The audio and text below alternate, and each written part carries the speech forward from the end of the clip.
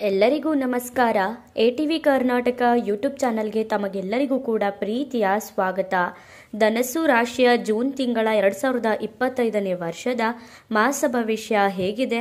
ಧನಸ್ಸು ರಾಶಿಯವರಿಗೆ ಜೂನ್ ತಿಂಗಳಲ್ಲಿ ಯಾವೆಲ್ಲ ಶುಭ ಫಲಗಳು ದೊರೆಯಲಿದೆ, ಯಾವೆಲ್ಲ ಅಶುಭ ಫಲಗಳು ಬರಲಿದೆ, ಆ ಅಶುಭ ಫಲಗಳಿಗೆ ಪರಿಹಾರಗಳೇನು, ಧನಸ್ಸು ರಾಶಿಯವರಿಗೆ ಜೂನ್ ತಿಂಗಳಲ್ಲಿ ಎಷ್ಟೆಲ್ಲ ಲಾಭಗಳಿದೆ, ಹಾಗೆಯೇ ಈ ತಿಂಗಳು ಅದೃಷ್ಟದಾಯಕವಾದಂತಹ ತಿಂಗಳು ಅಂತಾನೆ ಹೇಳ್ತೀನಿ. ಹಾಗಾದರೆ ಏನೇನು ಎಲ್ಲವನ್ನು ಕೂಡ ಸಂಪೂರ್ಣವಾಗಿ ಹೇಳ್ತೀನಿ, ಬನ್ನಿ ಈ ವಿಡಿಯೋನ ಸ್ಕಿಪ್ ಮಾಡದೆ ಕೊನೆವರೆಗೂ ನೋಡಿ. ಆಗ ಮಾತ್ರ ಸಂಪೂರ್ಣವಾದಂತಹ ಮಾಹಿತಿ ಅನ್ನೋದು ಬರುತ್ತೆ. ಅದಕ್ಕೂ ಮುನ್ನ ನೀವೇನಾದರೂ ಶನಿದೇವ ಮತ್ತು ಶ್ರೀಕೃಷ್ಣನನ್ನು ನಂಬುವುದಾದರೆ ಈ ವಿಡಿಯೋಗೆ ಈಗಲೇ ಒಂದು ಲೈಕ್ ಕೊಡಿ ಮತ್ತು ತಪ್ಪದೆ ನಮ್ಮ ATV ಕರ್ನಾಟಕ ಯೂಟ್ಯೂಬ್ ಚಾನಲನ್ನು ಸಬ್ಸ್ಕ್ರೈಬ್ ಮಾಡಿ ಹಾಗೂ ಧನಸ್ಸು ರಾಶಿಯ ಎಲ್ಲರಿಗೂ ಕೂಡ ಶೇರ್ ಮಾಡಿ. ಧನಸ್ಸು ರಾಶಿಯ ಜೂನ್ ತಿಂಗಳ ಭವಿಷ್ಯದಲ್ಲಿ ಮೊದಲಿಗೆ ಶುಭ ಫಲಗಳ ಬಗ್ಗೆ ಚರ್ಚೆ ಮಾಡೋಣ. ಆ ನಂತರ ಅಶುಭ ಫಲಗಳು, ಆ ನಂತರ ಪರಿಹಾರಗಳ ಬಗ್ಗೆ ನೋಡೋಣ.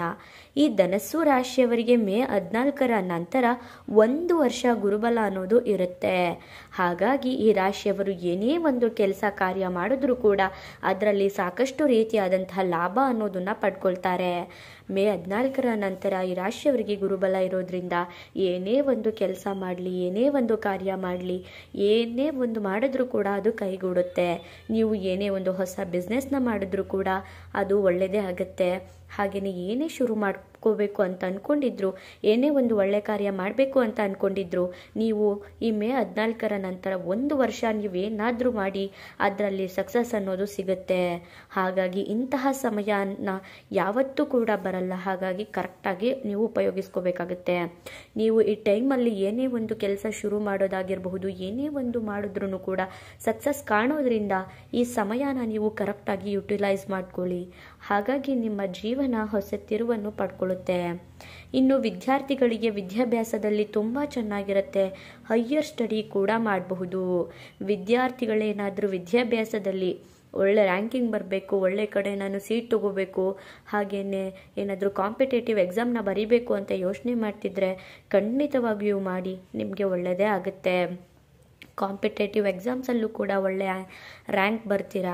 ಹಾಗೆಯೇ ಹೈಯರ್ ಸ್ಟಡಿ, ನಾನು ವಿದೇಶಕ್ಕೆ ಹೋಗಿ ಓದಬೇಕು ಅಂತ ಅಂದ್ಕೊಂಡಿದ್ರು ಅಥವಾ ಯಾವುದಾದ್ರೂ ಒಂದು ದೊಡ್ಡ ಕಾಲೇಜು, ದೊಡ್ಡ ಕಡೆ ಸೀಟ್ ತಗೋಬೇಕು ಅಂತ ಅಂದ್ಕೊಂಡಿದ್ರು ಕೂಡ ಈ ಸಮಯದಲ್ಲಿ ಆಗುತ್ತೆ. ಹಾಗಾಗಿ ವಿದ್ಯಾರ್ಥಿಗಳಿಗೂ ಕೂಡ ಅದ್ಭುತವಾಗಿರುತ್ತೆ. ಇನ್ನು ಸಂಶೋಧನೆ ಮೇಲೆ ಕೆಲಸ ಮಾಡುವವರಿಗೆ ಉತ್ತಮವಾದಂತಹ ಕಾಲವಾಗುತ್ತೆ. ಏನಾದರೂ ಕಂಡುಹಿಡಿಯೋದು ಅಥವಾ ಏನಾದರೂ ಒಂದು ಈ ರೀತಿಯಾಗಿ ಸಂಶೋಧನೆ ಮಾಡೋದು, ಈ ರೀತಿಯಾಗಿ ಕೆಲಸ ಮಾಡೋರಿಗೆ ಇದು ಒಳ್ಳೆಯ ಟೈಮ್ ಅಂತಾನೆ ಹೇಳ್ತೀನಿ. ಇನ್ನು ಗುರು ಬುಧ ಗ್ರಹ ಆಶೀರ್ವಾದ ಕೂಡ ಇರೋದ್ರಿಂದ, ಗುರುಬಲ ಮತ್ತೆ ಬುಧ ಗ್ರಹದಿಂದ ಆಶೀರ್ವಾದ ಸಿಗೋದ್ರಿಂದ ಈ ರಾಶಿಯವರಿಗೆ ಒಳ್ಳೆಯ ಟೈಮ್ ಇದು. ಈ ಜೂನ್ ತಿಂಗಳು ಮಾಡಿಸಿದ ತಿಂಗಳು ಅಂತ ಹೇಳಿದ್ರೆ ತಪ್ಪಾಗಲ್ಲ. ಇನ್ನು ಸೂರ್ಯನು ಕೂಡ ಅನುಕೂಲಕರವಾಗಿರುತ್ತಾನೆ. ಹಾಗಾಗಿ ಎಲ್ಲವೂ ಕೂಡ ಒಳ್ಳೆಯದೇ ಆಗುತ್ತೆ. ಇನ್ನು ಸಮಾಜದಲ್ಲಿ ಕೀರ್ತಿ ಪ್ರತಿಷ್ಠೆ ಅನ್ನೋದು ಹೆಚ್ಚಾಗ್ತಾ ಬರುತ್ತೆ.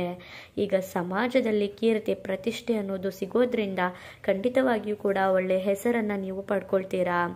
ಒಳ್ಳೆ ಕೀರ್ತಿ ಪ್ರತಿಷ್ಠೆನ ಖಂಡಿತವಾಗಿಯೂ ನೀವು ಮಾಡಿದ್ದೇ ಆದರೆ ಸಮಾಜದಲ್ಲಿ ಉತ್ತಮವಾಗಿ ಗುರುತಿಸ್ಕೊಳ್ತೀರಾ. ಇದರಿಂದಲೂ ಕೂಡ ನಿಮ್ಮ ಜೀವನದಲ್ಲಿ ಉತ್ತಮ ವ್ಯಕ್ತಿ ಅಂತ ಅನ್ನಿಸ್ಕೋತೀರಾ. ಇನ್ನು ಕುಜಗ್ರಹ ಕೂಡ ಭಾಗ್ಯದಲ್ಲಿ ಇರೋದ್ರಿಂದ ಖಂಡಿತವಾಗಿಯೂ ಒಳ್ಳೆಯದೇ ಆಗುತ್ತೆ. ಶುಕ್ರನು ಕೂಡ ಅದೃಷ್ಟಕಾರಕನಾಗಿರೋದ್ರಿಂದ ನಿಮಗೆ ಖಂಡಿತವಾಗಿಯೂ ಕೂಡ ಒಳ್ಳೆಯ ಸಮಯ ಅನ್ನುವಂಥದ್ದು ಈ ತಿಂಗಳಲ್ಲಿ ಶುರುವಾಗುತ್ತೆ. ಇನ್ನು ವಾಹನ ಖರೀದಿಸುವಂತಹ ಯೋಗ ಕೂಡ ಈ ರಾಶಿಯವರಿಗೆ ಇರುತ್ತೆ. ಮನೆ ಕಟ್ಟುವಂತಹ, ಮನೆ ಕೊಳ್ಳುವಂತಹ ಯೋಗ ಕೂಡ ಇದೆ. ಹೇಳಲಿಲ್ವಾ, 1 ವರ್ಷ ಗುರುಬಲ ಇರೋದ್ರಿಂದ, ಶುಕ್ರ ಕೂಡ ಅದೃಷ್ಟಕಾರಕನಾಗಿರೋದ್ರಿಂದ ನೀವೇನಾದರೂ ಹೊಸ ಬೈಕ್, ಕಾರ್ ಏನೇ ಒಂದನ್ನು ತಗೋಬೇಕು ಅಂತ ಅಂದ್ಕೊಂಡ್ರು ಕೂಡ ಅದು ಈ ಸಮಯದಲ್ಲಿ ನೆರವೇರುತ್ತೆ. ಅಥವಾ ಮನೆ ಕಟ್ಟಿಸ್ಬೇಕು, ಇಲ್ಲ ಸೈಟ್ ತಗೋಬೇಕು ಅಂತೇನಾದರೂ ಯೋಚನೆ ಮಾಡ್ತಿದ್ರೆ ಖಂಡಿತವಾಗಿಯೂ ಕೂಡ ಇದು ಒಳ್ಳೆಯ ಸಮಯ. ಸ್ವಲ್ಪ ನೀವು ಶ್ರಮ ಪಟ್ಟರೆ ನಿಮಗೆ ಎಲ್ಲವೂ ಕೂಡ ಒಳ್ಳೆಯದೇ ಆಗುತ್ತೆ. ಇನ್ನು ಸಂತಾನ ಭಾಗ್ಯ ನಿರೀಕ್ಷೆ ಮಾಡುವವ್ರಿಗೂ ಕೂಡ ಒಳ್ಳೆಯದಾಗುತ್ತೆ. ನೀವೇನಾದರೂ ಮಗುಗೋಸ್ಕರ ಪ್ಲ್ಯಾನಿಂಗ್ ಮಾಡ್ತಿದ್ರೆ ಅದರಿಂದಲೂ ಕೂಡ ಒಳ್ಳೆಯದಾಗುತ್ತೆ. ಇನ್ನು ರಾಹು ಕೂಡ ತುಂಬ ಅನುಕೂಲಕರನಾಗಿರೋದ್ರಿಂದ ಖಂಡಿತವಾಗಿಯೂ ಕೂಡ ಟೆಕ್ನಾಲಜಿಗೆ ಸಂಬಂಧಪಟ್ಟಂತಹ ರಿಸರ್ಚ್ ಮಾಡುವಂತಹ ಕೆಲಸಗಳನ್ನ ನೀವೇನಾದರೂ ಮಾಡ್ತಿದ್ರೆ ಖಂಡಿತವಾಗಿಯೂ ಕೂಡ ಲಾಭ ಅನ್ನೋದನ್ನು ಪಡ್ಕೊಳ್ತೀರಾ, ಎತ್ತರದ ಮಟ್ಟಕ್ಕೆ ಹೋಗ್ತೀರಾ. ಹಾಗಾಗಿ ರಾಹು ಕೂಡ ನಿಮಗೆ ಅದೃಷ್ಟಕಾರಕನಾಗಿದ್ದಾನೆ. ಹಾಗೆಯೇ ವಿದ್ಯಾರ್ಥಿಗಳಿಗೆ ಒಳ್ಳೆ ಕಾಲೇಜು ಅಥವಾ ಒಳ್ಳೆ ಸ್ಕೂಲು, ಈ ಥರ ನೀವೇನು ಅಂದ್ಕೊಂಡಿದ್ದೀರೋ ಆ ಥರ ಒಳ್ಳೆಯ ಕಡೆ ನಿಮಗೆ ಸೀಟ್ ಸಿಗುವಂತಹ ಸಾಧ್ಯತೆಗಳು ಕೂಡ ಈ ಸಮಯದಲ್ಲಿ ಹೆಚ್ಚಾಗಿರುತ್ತೆ. ರೈತರಿಗೂ ಕೂಡ ಕೃಷಿಕರಿಗೆ ಲಾಭ ಅಂತಲೇ ಹೇಳ್ಬೋದು. ನೀವು ಬೆಳೆದಿರುವಂತಹ ಬೆಳೆಗೆ ತಕ್ಕನಾದ ಲಾಭ ಅನ್ನೋದು ಸಿಗುತ್ತೆ. ಇನ್ನು ಆರ್ಟಿಸ್ಟ್ಗಳಿಗೂ ಕೂಡ ಒಳಿತಾಗುತ್ತೆ. ಆರ್ಟಿಸ್ಟ್ ನೀವು ಎತ್ತರದ ಮಟ್ಟಕ್ಕೆ ನಿಮಗೆ ಒಳ್ಳೊಳ್ಳೆ ಆಫರ್ ಸಿಗುತ್ತೆ, ಎತ್ತರದ ಮಟ್ಟಕ್ಕೆ ಸಾಕ್ತೀರಾ. ಇನ್ನು ಎಲ್ಲವೂ ಕೂಡ ಈ ತಿಂಗಳಲ್ಲಿ ಈ ರಾಶಿಯವರಿಗೆ ಒಳ್ಳೆಯದಾಗುತ್ತೆ. ಹಾಗಾಗಿ ಧನಸ್ಸು ರಾಶಿಯವರಿಗೆ ಜೂನ್ ತಿಂಗಳು ಮಾಡಿಸಿದಂತಹ ತಿಂಗಳು ಅಂತಾನೆ ಹೇಳ್ಬೋದು. ಹಾಗಾಗಿ ನೀವೇನೇನು ಪ್ಲ್ಯಾನ್ ಮಾಡ್ಕೊಂಡಿದ್ದೀರೋ ಅದೆಲ್ಲವೂ ಕೂಡ ಆಗುತ್ತೆ. ಇನ್ನು ಇಷ್ಟೆಲ್ಲ ಶುಭ ಫಲಗಳ ಬಗ್ಗೆ ಚರ್ಚೆ ಮಾಡಿದ್ವಿ. ಅಶುಭ ಫಲಗಳೇನು, ಏನಾದರೂ ತೊಂದರೆಗಳಿದೆಯಾ ಅಂತ ನೋಡೋದಾದರೆ, ಶುಭ ಫಲ ಅಶುಭ ಫಲಗಳ ಬಗ್ಗೆ ಚರ್ಚೆ ಮಾಡೋದಾದರೆ, ಕೇತುವಿನಿಂದ ನಿಮ್ಮ ಕೆಲಸಗಳಲ್ಲಿ ಸ್ವಲ್ಪ ವಿಳಂಬ ಬರಬಹುದು. ನೀವು ಏನಾದರೂ ಒಂದು ಕೆಲಸ ಮಾಡೋಕೆ ಹೋಗ್ತಿರ್ತೀರಾ, ಕೇತು ಗ್ರಹ ನಿಮಗೆ ಸ್ವಲ್ಪ ವಿಳಂಬ ಮಾಡ್ತಾನೆ, ತಲೆ ಕೆಡಿಸ್ಕೊಬೇಕಾಗಿರಲ್ಲ. ಗುರುಬಲ ಕೂಡ ಇರೋದ್ರಿಂದ ಎಲ್ಲವೂ ಕೂಡ ಒಳ್ಳೆಯದೇ ಆಗುತ್ತೆ. ಏನೋ ವಿಳಂಬ ಬರ್ತಿದೆ ಅಂತ ಅದನ್ನು ಅರ್ಧಕ್ಕೆ ಯಾವುದೇ ಕಾರಣಕ್ಕೂ ಕೈ ಬಿಡಬೇಡಿ. ಇನ್ನು ಶನಿಯಿಂದ ಆಲಸ್ಯ ಅನ್ನೋದು ಬರುತ್ತೆ. ಆಮೇಲೆ ಮಾಡೋಣ, ನಾಳೆ ಮಾಡೋಣ ಅಂತ ಈ ಥರ ನೀವು ಯಾವುದೇ ಕಾರಣಕ್ಕೂ ಮಾಡಬಾರ್ದು. ಕೆಲಸ ಕಾರ್ಯಗಳಲ್ಲಿ ವಿಳಂಬಗಳಾಗಬಹುದು. ಹಾಗಾಗಿ ನೀವೇನೇ ಒಂದು ಕೆಲಸ ಕಾರ್ಯ ಮಾಡ್ತಿದ್ರು ಕೂಡ ಸ್ವಲ್ಪ ಇಂಟ್ರೆಸ್ಟ್ನ ಜಾಸ್ತಿ ಕೊಟ್ಟು ಮಾಡೋದು ಉತ್ತಮವಾಗಿರುತ್ತೆ.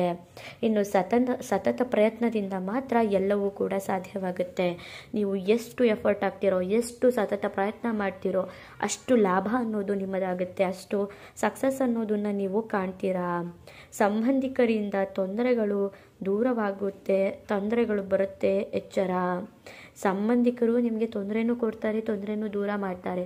ಹಾಗಾಗಿ ನೀವು ಯಾರನ್ನು ನಂಬಬೇಕು, ಯಾರನ್ನು ನಂಬಾರ್ದು ಅನ್ನೋದನ್ನು ನೀವು ಗಮನ ಇಟ್ಟು ನೋಡಬೇಕಾಗತ್ತೆ. ಎಲ್ಲರೂ ನಮ್ಮವರೇ, ಎಲ್ಲರಿಂದನೂ ಒಳ್ಳೆಯದೇ ಆಗುತ್ತೆ ಅಂತ ನೀವೇನಾದರೂ ಅಂದ್ಕೊಂಡ್ರೆ ಖಂಡಿತವಾಗಿಯೂ ಕೂಡ ತೊಂದರೆ ಆಗುತ್ತೆ. ಅಕ್ಕ ತಂಗಿಯರ ನಡುವೆ ಜಗಳಗಳು, ಕಲಹಗಳು ಬರುತ್ತೆ. ನಿಮ್ಮ ಅಕ್ಕ ತಂಗಿಯರೇನಾದರೂ ಇದ್ದರೆ ಸ್ವಲ್ಪ ನೀವು ಮಾತಿನಲ್ಲಿ ಹಿಡಿತ ಇಟ್ಕೋಬೇಕಾಗತ್ತೆ. ಜಗಳಗಳು, ಕಲಹಗಳು ಬರಬಹುದು, ಹುಷಾರಾಗಿರಿ. ಇನ್ನು ಪರಿಹಾರಗಳನ್ನ ಏನೇನು ಮಾಡಬೇಕು ಅಂತ ನೋಡೋದಾದರೆ, ನಾರಾಯಣನ ಆರಾಧನೆ ಮಾಡಬೇಕಾಗತ್ತೆ, ಶ್ರೀಕೃಷ್ಣನ ಆರಾಧನೆ ಮಾಡಿ. ಶನಿಯ ಆರಾಧನೆ ತುಂಬ ಮುಖ್ಯವಾಗುತ್ತೆ. ನೀವು ಪ್ರತಿ ಮಂಗಳವಾರ, ಶನಿವಾರ ಹನುಮನ ದೇವಾಲಯಕ್ಕೆ ಹೋಗಿದ್ದು ಬರೋದರಿಂದ ನಿಮಗಿರುವಂತಹ ಕಷ್ಟಗಳು, ಅಶುಭ ಫಲಗಳು ಕಡಿಮೆ ಆಗುತ್ತೆ, ಶುಭ ಫಲಗಳೇ ಹೆಚ್ಚಾಗುತ್ತೆ.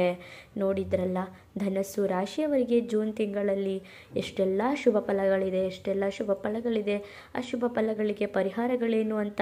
ನಿಮ್ಮದು ಕೂಡ ಧನಸ್ಸು ರಾಶಿಯಾಗಿದ್ದರೆ ತಪ್ಪದೆ ಓಂ ನಮೋ ನಾರಾಯಣಾಯ ನಮಃ ಅಂತ ಕಮೆಂಟ್ ಮಾಡಿ. ಧನಸ್ಸು ರಾಶಿಯವರ ಶುಭ ಫಲಗಳು ಕಡಿಮೆ ಆಗಲಿ, ಶುಭ ಫಲಗಳೇ ಹೆಚ್ಚಾಗಲಿ ಅಂತ ಭಗವಂತನ ಹತ್ರ ಪ್ರಾರ್ಥಿಸ್ತೀನಿ.